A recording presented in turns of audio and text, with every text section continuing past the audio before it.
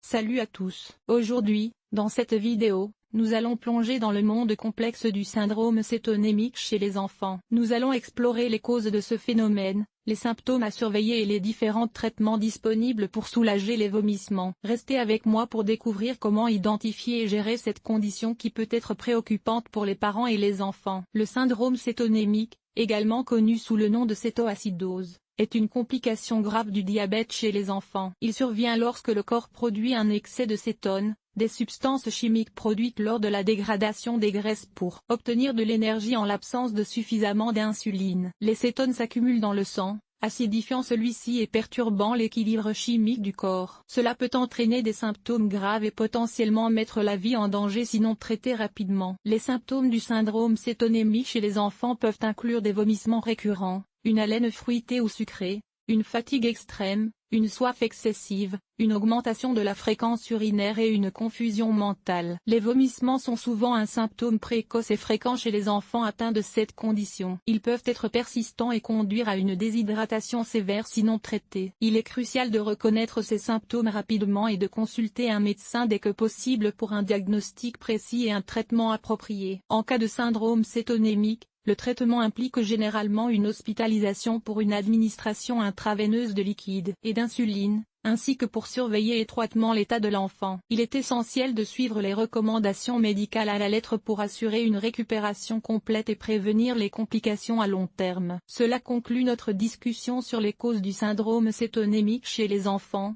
les symptômes associés au vomissement et le traitement de cette maladie. N'oubliez pas l'importance de la vigilance et de la réactivité en cas de symptômes potentiellement graves chez les enfants. Le syndrome cétonémique chez les enfants peut être diagnostiqué à l'aide de diverses méthodes. L'une des approches courantes est l'analyse des symptômes présentés par l'enfant. Les signes typiques incluent des vomissements récurrents, une léthargie, une respiration rapide et une odeur d'acétone sur la respiration. De plus, les professionnels de la santé peuvent effectuer des tests sanguins pour mesurer les niveaux de cétone dans le sang de l'enfant. Ces tests peuvent confirmer la présence de cétonémie, indiquant que le corps de l'enfant brûle des graisses au lieu de glucose pour obtenir de l'énergie. Le traitement du syndrome cétonémique chez les enfants repose principalement sur la correction des déséquilibres métaboliques. L'objectif principal est de réhydrater l'enfant et de restaurer les niveaux d'électrolytes essentiels tels que le sodium et le potassium. Dans les cas plus graves, une hospitalisation peut être nécessaire pour une administration intraveineuse de liquide et d'électrolytes. Il est également crucial de surveiller étroitement l'état de l'enfant et de s'assurer qu'il reçoit une alimentation adéquate pour éviter une nouvelle crise de cétonémie. La prévention du syndrome cétonémique chez les enfants implique généralement une gestion appropriée de l'alimentation et de l'activité physique. Il est essentiel de s'assurer que l'enfant reçoit une alimentation équilibrée et riche en glucides pour éviter que le corps ne commence à brûler des graisses de manière excessive. Encourager une hydratation adéquate et une surveillance régulière des niveaux de glucose sanguin peuvent également contribuer à prévenir les épisodes de cétonémie. En outre, il est recommandé de consulter régulièrement un professionnel de la santé pour un suivi approprié et pour détecter tout signe précoce de cétonémie. Ces mesures préventives peuvent jouer un rôle crucial dans la réduction du risque de développement du syndrome cétonémique chez les enfants et dans le maintien de leur santé globale.